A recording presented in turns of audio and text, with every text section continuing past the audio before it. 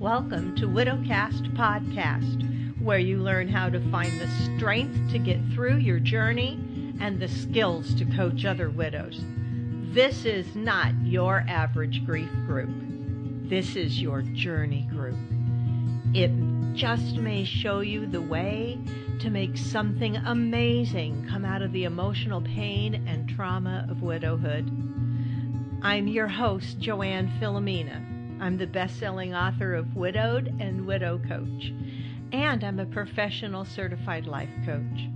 Let the healing and your personal journey begin.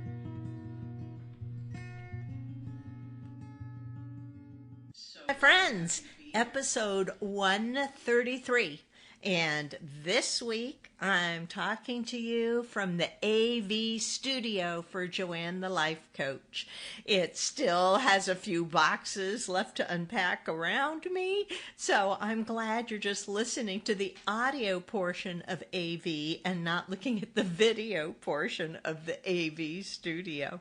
But we will get there here in Waco as I continue to get the offices set up and settle in. And if you've been following me on Facebook and reading my blogs, you know that I absolutely love it here in Texas. I am so happy to be here. So this week was inspired by something that one of my certified widow coaches posted in our Facebook group. And hold on, let me go look at that post and read it to you all so that you kind of know. It's nothing dissing on her. It's a great post. And as I said, this was posted by one of my certified widow coaches who I just adore her. She totally gets it, right? And part of this post talks about how you can turn your back on tomorrow and live yesterday, or you can be happy for tomorrow because of yesterday. You can remember only that they're gone, or you can cherish their memory and let it live. And at the end, it says you can cry and close your mind and feel empty, or you can do what they would want. Smile, open your heart, love, and go on. Beautiful sentiment, right? And she really does get it. But here's the thing that came to my mind as a coach. And that is, maybe it's the moment that you stop doing things because you think it is what they want for you and start discovering what it is you want in life. That's how you begin to live an extraordinary life. And I think this is true whether you're widowed or not widowed. Because even before becoming widowed, there were times in my life that I was doing things because I thought it was things that they would approve of or want for me. They being my husband, or even when I was younger, my parents. Adult, I was very aware of what would my parents think of this? What would make my parents proud? What would they want me to be doing in life right now? And, I was so wrapped up in what my parents were expecting of me and what my friends would think. And I didn't take time to think about what I thought, right? We get so wrapped up in life. We don't, especially we first get married and we're all wrapped up in, maybe being able to save the money to buy a house or get ourselves a new car and having our first child and all of those acquiring years. We are trying to do the best we can by our kids and have a nice house and furnish it and maybe even be able to take them to Disneyland. And we never stop to think what it is that we want in life.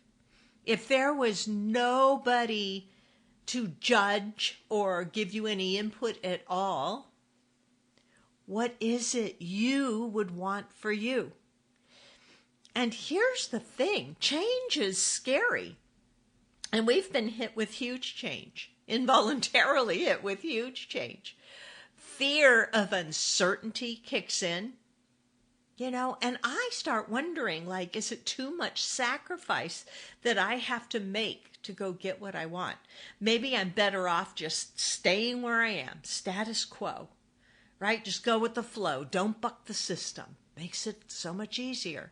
Sound familiar? I think we all do that a little bit. But here's the thing. I started exploring ways to help you find out what you really want in life, because I think it becomes one of the most important questions you could ever ask yourself. Like, what do I want? Early days, if you're still early days widowed, I know it is so hard to just even get up in the morning and exist. And it is at that point helpful to remember, hey, my spouse wouldn't want this for me. My spouse would want me to be living my life again, right? He would want me to be happy. Of course, Jim would never admit that, my husband. He would have said, no, I want you to be miserable and wear black and wail and drop roses in the street. You really wanted the Hollywood version, right? But I know that deep down, under all of that, he would want me to be happy. He actually had told me before he died, even though we didn't know he was going to die, it was a sudden heart attack. But he had said something to me about, if anything happens to me, you need to get somebody else in here with you. Don't be alone. And early on, it was reassuring to know that he felt like, yeah, you need somebody in your life again right away.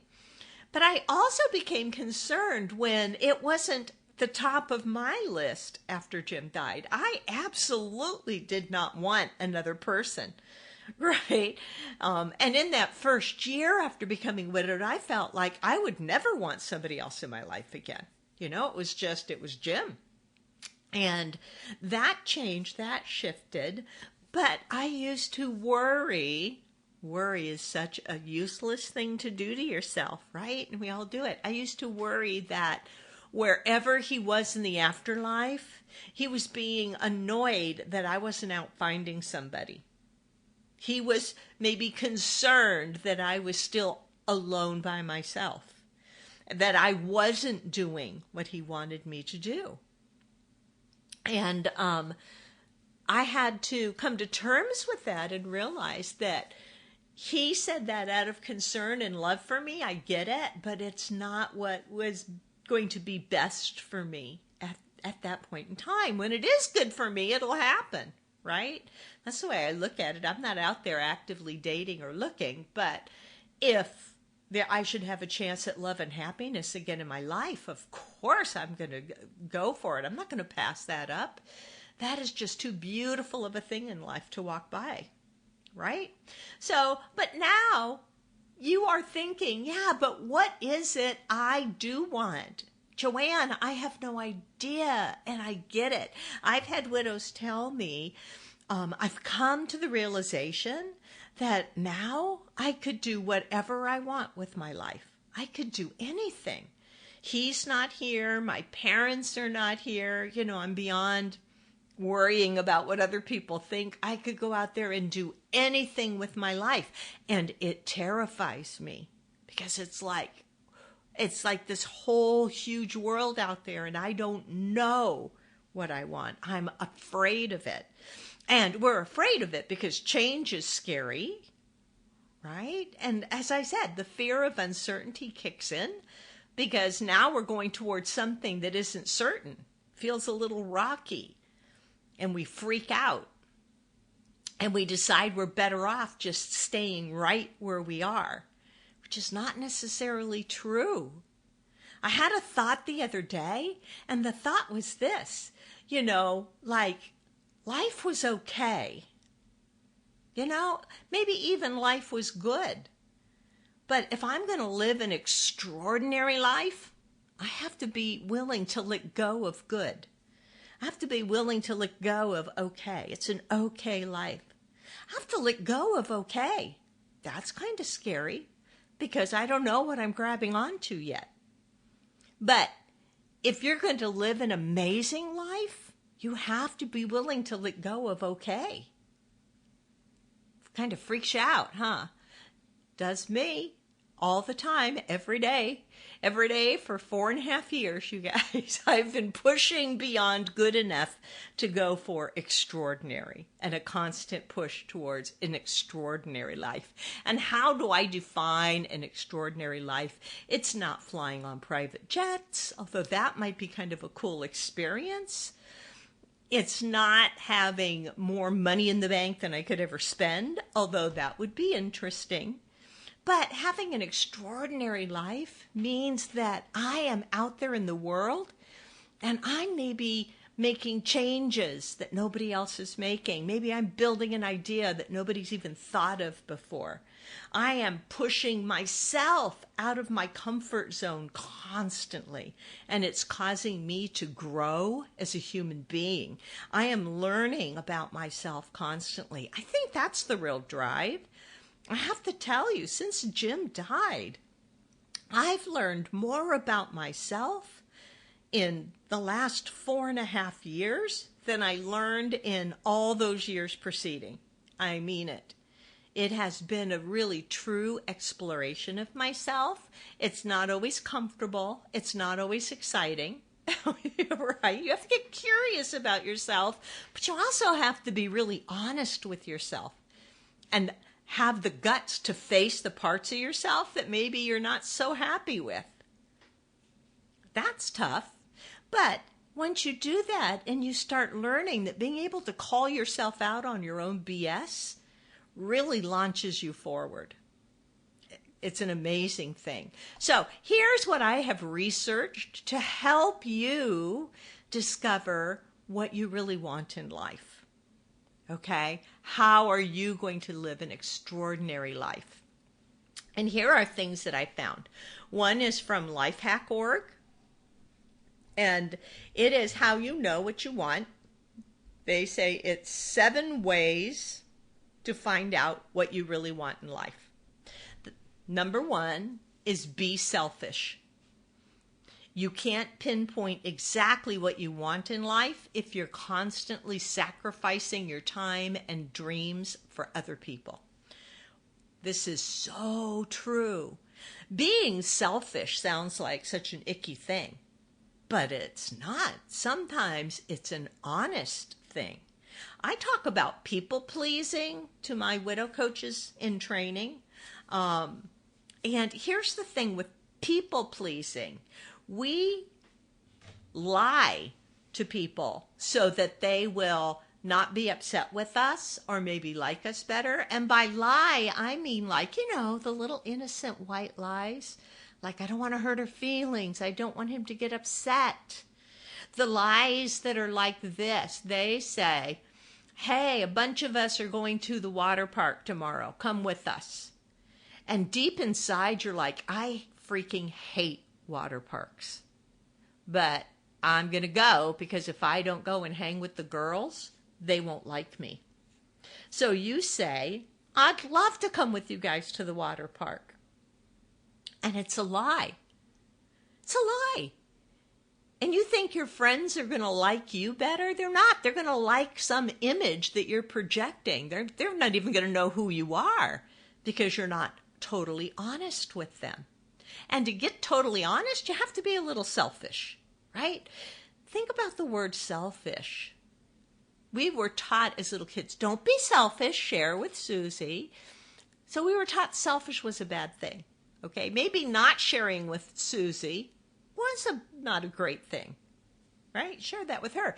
But there are other ways to be selfish, and that is to discover yourself and be true to yourself. Yeah.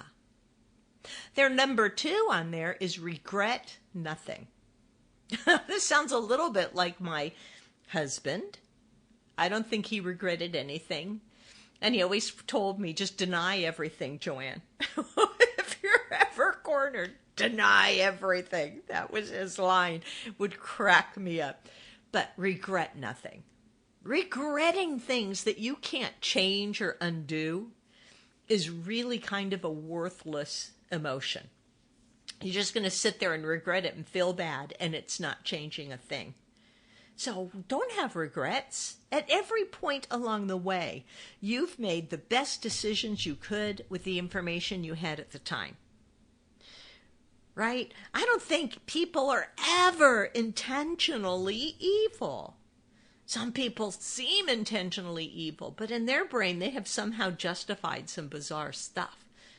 When they need help, they need therapists, they need life coaches, right?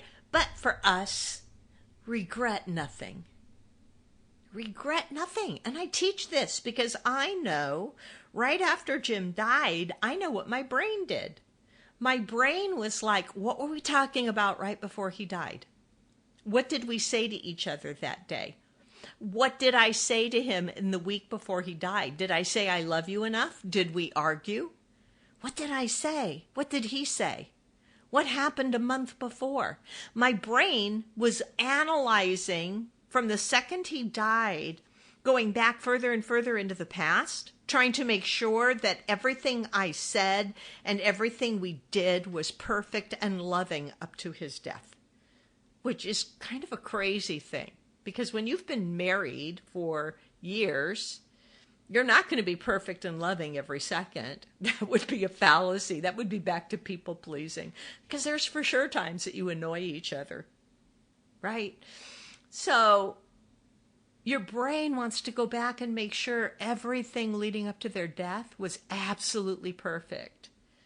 And when you find the thing that wasn't perfect, like, I can't believe I said this to him, or this was the last thing he said, and you start regretting that, that's just poison in your system. That does nothing to help you. And it changes nothing. So no regrets. No regrets. And as you go forward, when you try new things, and maybe you fail spectacularly, and you're embarrassed about it, don't regret it. That was just one lesson along this path of finding the life you really want, or creating something extraordinary in the world, right? Those are the things that you want. Number 3, figure out what you need. What do you need?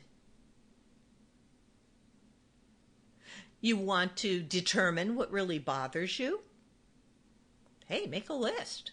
Determine what truly makes you happy. You know, at some evenings, a bubble bath is what truly makes me happy, right? When my body feels like it's been through a battle and I just need to de-stress. Determine what makes you truly happy. Let people around you know what you're trying to achieve. And stay positive. We can't always stay positive. I might dispute number 7 in their list, because I think when we have negative emotions, they're just as valuable to us as positive emotions. And that we need to allow our negative emotions and experience them so that we have the contrast for our positive emotions. How do you know you're having a positive emotion if you have never experienced a negative emotion? You don't know. You have nothing to compare it to, right? There was a website called Big Think, and they talked about 10 steps to attracting the life you want. Ta-da! How simple for us, right? 10 steps. Let's see if any of these resonate with you. The first one is follow your heart. And I have to tell you, my mom's top advice for me when I was a young woman was follow your heart. I did, and it has produced a beautiful life for me. That's what she said. Mom was a British war bride. Thought my father was dead in the war. He was missing, presumed dead, in Germany, but he wasn't. He returned after the war. She left England. Everything she knew, her mom, her siblings, got on a boat, because in those days, that's how you got from England to the U.S., got on a boat with her 1-year-old son. She and my dad had married in England before he deployed to Germany, right? So my brother was born there, and she came to the United States following her heart, because her heart said, you need to be with him. That is your husband. You go where he goes. And for her, her beautiful life was being able to just be a housewife and a mom. All of us kids were like everything to her. So my mom's number one advice is follow your heart. Live a more satisfying life by letting your heart guide you. When your heart calls out for what it wants, you need to listen. Your heart is tender, kind, and guided by meaningful choices. And it's much more likely to do the right thing rather than making a self-serving, ego-dominant decision, is what they're saying. I don't know if ego always makes self-serving decisions, but I get what they're saying. You know, you can let ego lead you, or I would say as women, we're more likely to let fear paralyze us. Listen to your heart. What is your heart saying to you? Not the fear. The fear says, go back into your cave and stay safe. Right? Or to put it in today's terms instead of caveman terms. I mean, that's how it started in caveman terms, to keep us alive. Like, don't leave the cave. It's not safe out there. Now we want to go hide in our closet. Right? Our brain says, go hide in the closet, close the door, and you'll be okay. Instead of putting yourself out there in the world. But your heart may be telling you something different. Your heart may be saying, I want to be out in the world. Their number 2 is tune into the soul. They're saying fear doesn't reside in the soul. The soul is inspiration and clarity. The soul gives you a calling. It's your unique signature. Follow it and stay true to yourself. I don't know if I can follow that. To me, that still leaves me feeling like I'm standing in the middle of no man's land going, how do I hear my soul? They say if you're struggling to hear its call, practice mindfulness. Surrender to simplicity and the flow of your soul. The way I practice mindfulness is really being observant of my own thoughts. And that is really centered around a lot of my teaching. A lot of my teaching here on the podcast, a lot of my teaching to my followers on Facebook is to become aware of your own thoughts. That's mindfulness. When you start paying attention to what your brain is telling you, and you understand that what your brain tells you is not you, it's not who you are.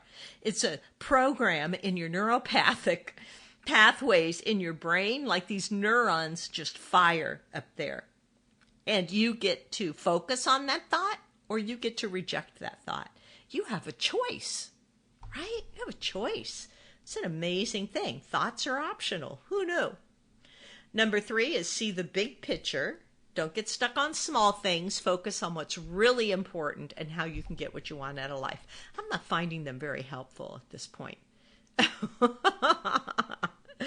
Number 4, I'm totally behind. Develop emotional self-mastery. Yes, I can teach you how to do that. Emotions are the most powerful energy you have. And successful people develop methods to harness their emotions. That's what this says on this website. I don't call it harnessing our emotions. I call it, first of all, learning how to actually feel your emotions without resisting them. And then learning how you can generate the emotion that you want to feel, or the emotion that's going to fuel something that you are trying to accomplish. And I teach that kind of emotional self-mastery that is incredible and life-changing. It was life-changing for me. I think it's been life-changing for every single widow that's come through that Widow Coach certification class. Blows your mind when you discover exactly how emotions work and how you can put your emotions to work for you. Right? Emotions drive your life, people. It's all about how we feel or how we want to feel or how we don't want to feel. That's what drives our actions, right? If we don't want to feel afraid, we will stop all action, right? We'll shut down in a way because it's like, I don't want to feel that. Or we go eat ice cream. That's kind of my MO.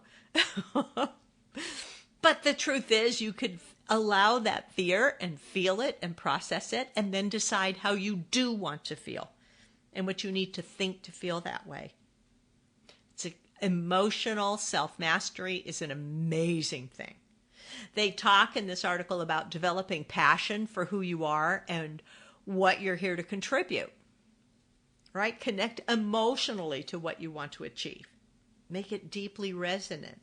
And I kind of get that because doing this work for me is absolutely my passion. I do feel that I'm making a contribution to the world, that I'm doing something meaningful and significant that nobody has done before in our society for widows.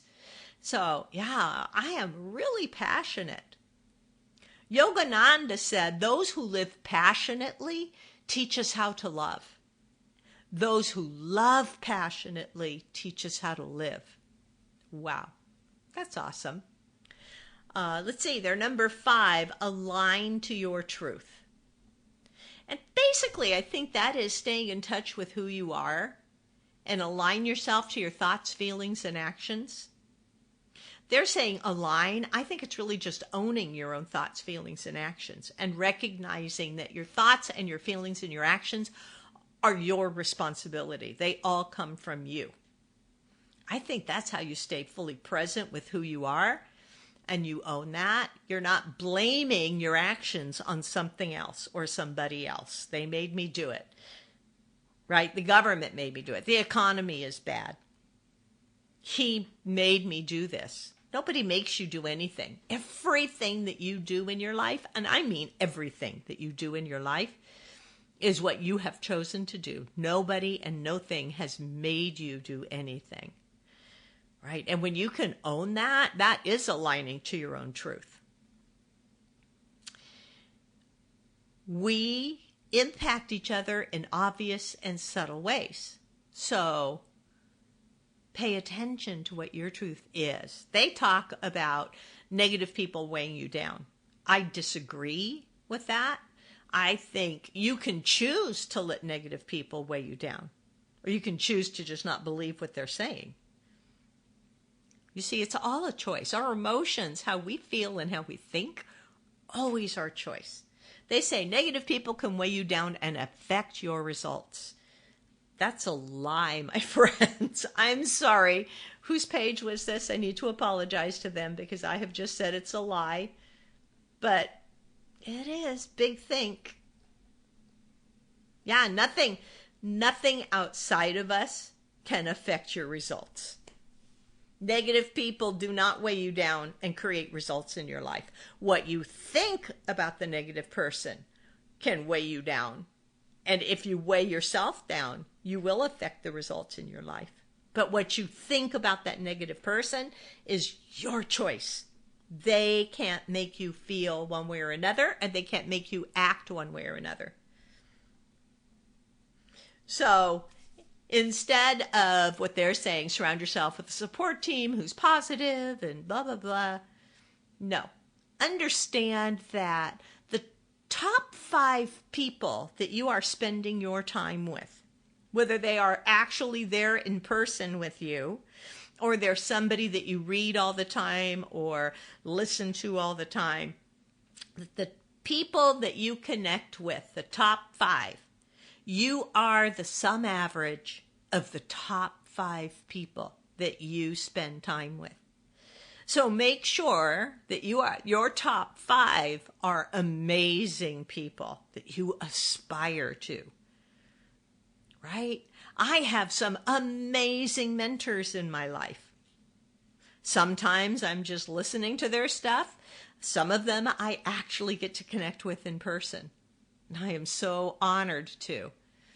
But I make sure I spend enough time in touch with those top 5 so they keep helping me level up to be the most amazing person that I can be, the most amazing Joanne I can be. Right? I'm leaving their list because I just don't like it. We're moving on. We are moving on. So, What are the things you're most passionate about? And the first step to living a fulfilling life is to identify the things you're passionate about. It's essential to know what you're passionate about, because those are going to be the very things that drive you and make you happy. Right? That's the magic of knowing your passion.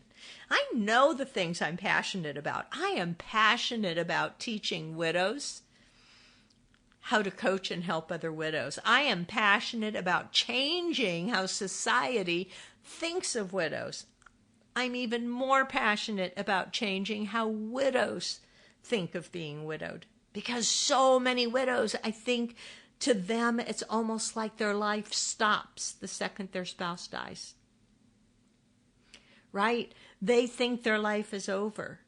And I want to just say, look, this is really a new beginning. This is a beginning for you. This is the next chapter of your life. As hokey and overused as that sounds, it is.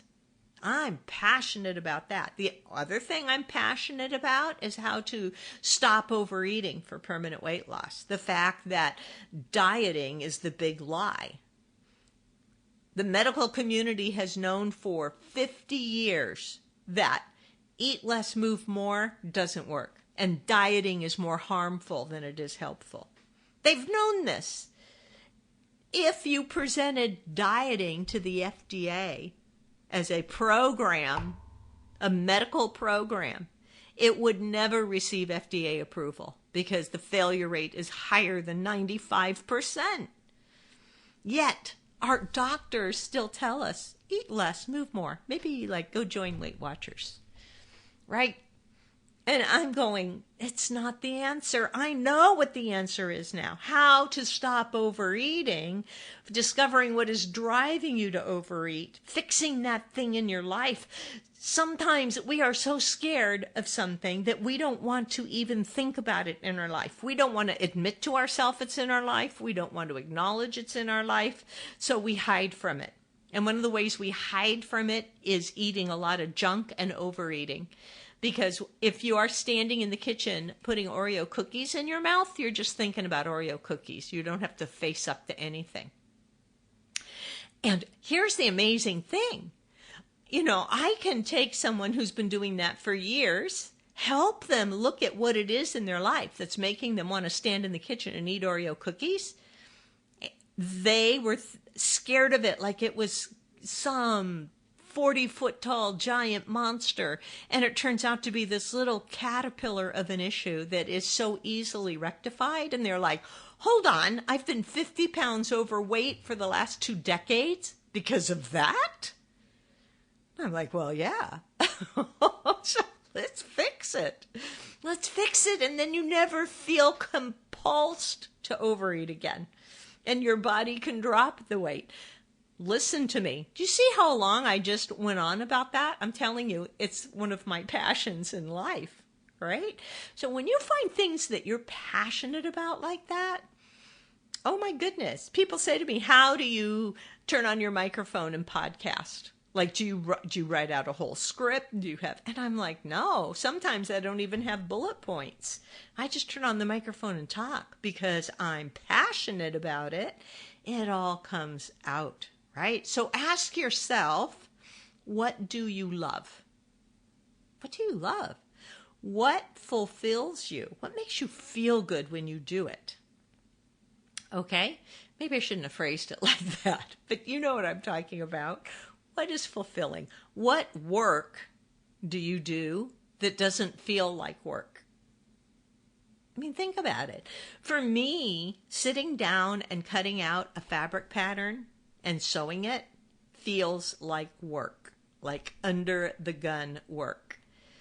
But for somebody else, it's their absolute pleasure to sit and sew. Right? So what work do you do that doesn't even feel like work to you?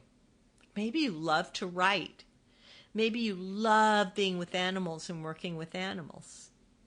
Maybe you really have a knack for taking pictures. Like your friends are like, whoa, you take the best pictures. The point is you figure out what you love doing and then do more of it. right? Think about what are your greatest accomplishments in life, right? Write down the things from your past, experiences in your life that you're really proud of. Most of us don't take the time to do this. I make my coaches do it every year even. At the end of the year, we go back and look at the year and the things that we've accomplished and the things that we've done and the experiences we've had. Because it's so easy to move through life and just erase all that and never celebrate it. So think about your past experiences and things you've done in your life that you're really proud of. Make a list. Make a list. Some of those accomplishments, how did they make you feel? Right? Because then you can emulate those experiences and those feelings. You want to continue to do the things that have been most fulfilling for you. Now, their third question here is one that I absolutely love.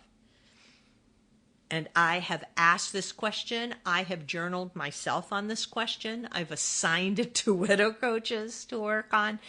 If your life had absolutely no limits, what would you choose to have and what would you choose to do?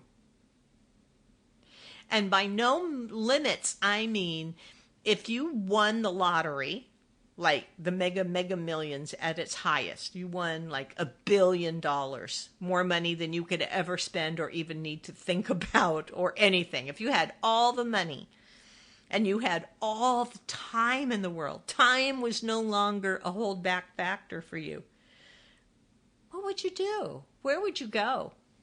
Who would you want to spend time with?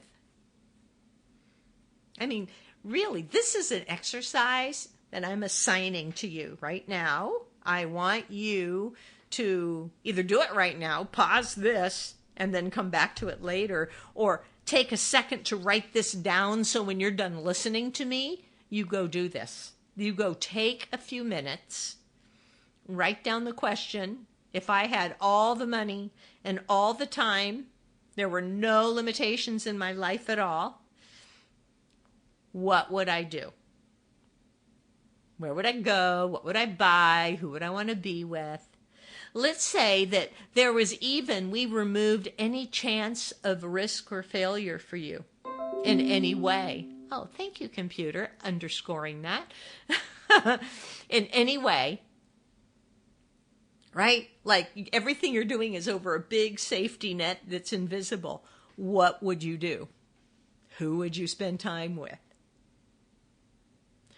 And here's what's interesting, too. When you look at this, you may find that the things that you would want to do are things that you wouldn't even need $1 million to do, right? You wouldn't need all the money and all the time. But because we are always feeling under the crunch, like I don't have time, I don't have enough money, I can't afford that. Those 4 words, oh God. Math is my strong point. Those 4 words, I can't afford that, I removed from my vocabulary. They are so limiting. You can afford anything. It's just a matter of choices, right? I could afford to own a private jet, or I could live in a house and not sleep in the street. But it's not that I can't afford the private jet. I choose to buy a house instead and have a roof over my head. It's a choice. So, if you had no limits, tell me what you would do. Okay? Answering those questions really going to help you maybe set a few small goals or a few small milestones that you want to work towards. So, stop being held back by what you think are limitations. Because we just think they're limitations. We think things are impossible. But really, it's not. And I know, again, I'm falling into cliche land, but if you could do the impossible, what would you do? Every year, I set an impossible goal. And my reason for doing that is, hey, I may hit the impossible goal. I may do the impossible. That would be pretty awesome. But even if I don't accomplish the impossible, it's all about who I become in trying to hit the impossible. And how close can I get to the impossible? What things can I create in my life because I'm striving for something that I thought was impossible? You can always break free from limitations. And once you are able to do this exercise, you are going to be able to set some goals in your life for yourself, right?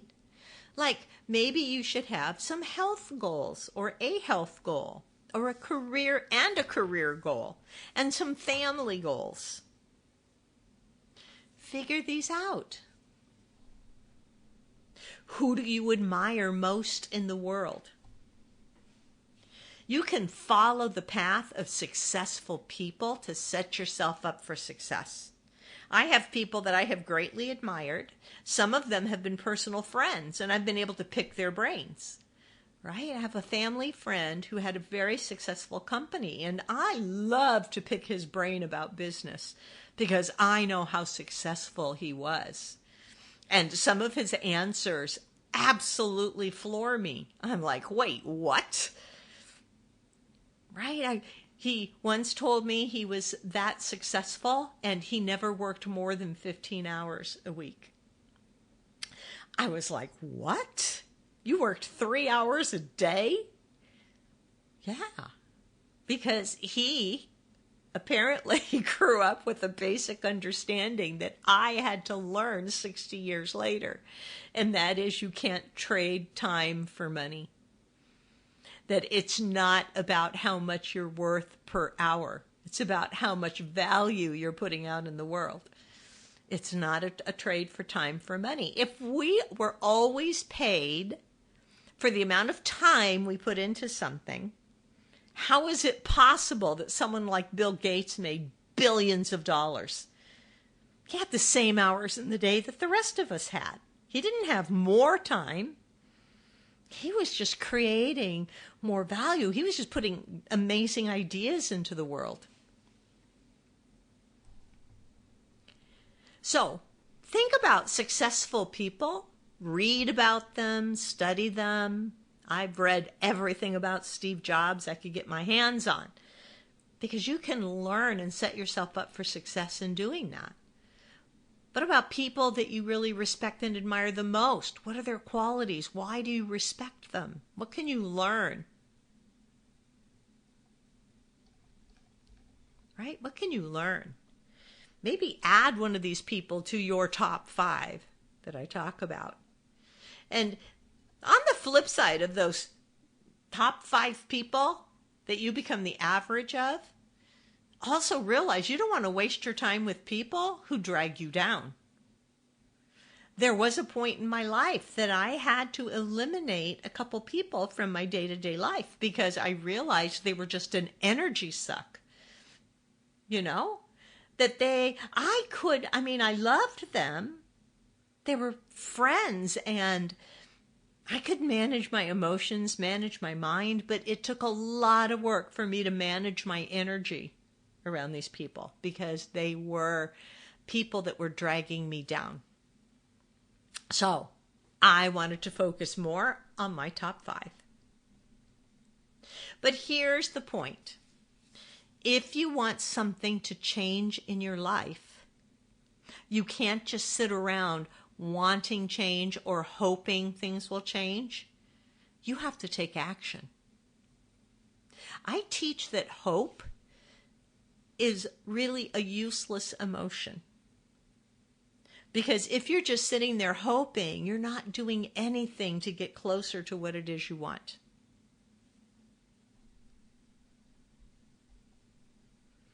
Right? So, begin working to answer the question, what do I want to do with my life? And trust me, you don't have to have the definitive answer to that to start taking steps. That's what's amazing. Because I'm still asking myself 4 years later, what do I want to do with my life? It's a new question every day. Do I want to keep doing this thing? Do I want to do something a little different? What do I want to change? You always get to tweak it. Once you commit to it, once you answer that question, what do I want to do with my life? You are not locked in. It's not like, too bad, the next 20 years, that's what you're working towards, whether you love it or not. No, you get to change your mind. You get to tweak it. And it is never, ever too late to do what you're passionate about, to go after what you truly desire. Just get out there and take the first step towards improving your life. Whatever you decide that first step is. That's what I want for you. And I want you to be doing it because it's something that you want, not something that you think your dead spouse would want for you. All right? It's nice to think that they would want you to be happy and all that, but don't be tied into, I'm doing what they would want me to do in life. Because we've done that almost our entire lives, many of us. We've been doing what our parents want, what our friends think we should do, what our husband wouldn't object to. Instead of taking the time to understand what it is you want for yourself, what it would mean to you to live an extraordinary life. That's my hashtag, you guys.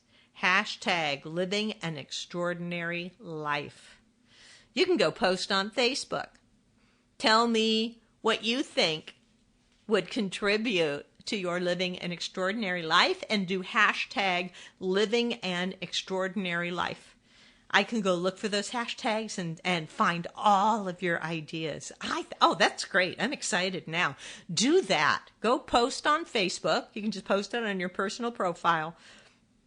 Some of the things that you think you would want for you, and hashtag it. Hashtag living an extraordinary life. And if you want to see what others are putting up on Facebook, in the little Facebook search bar up there, you can put in hashtag living an extraordinary life, and you will see any post that has that hashtag. How fun is that? So do that. Let's do that. Let's go back and check that.